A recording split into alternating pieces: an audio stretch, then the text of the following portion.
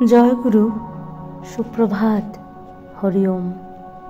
ওম অখণ্ড সংহিতা বা অখণ্ড মণ্ডলেশ্বর শ্রী শ্রীমৎ স্বামী স্বরূপানন্দ পরমহংসদেবের অমৃতময় উপদেশবাণী, ১বিংশ খণ্ড।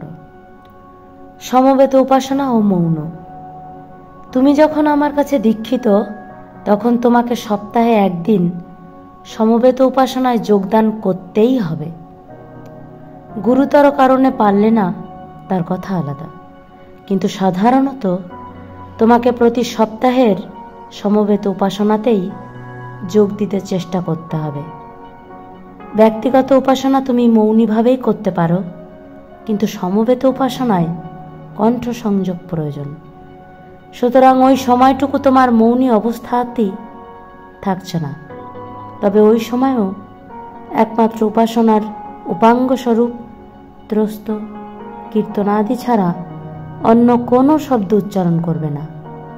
তবে তুমি যদি সেই সময়েও শব্দ উচ্চারণ না করে কেবল মনে মনে অপরের মুখনিসৃত ত্রস্ত কীর্তনের সুর লহরীতে অভিনিবেশ দাও, তবে তাদের দোষ হবে না, গুণই হবে।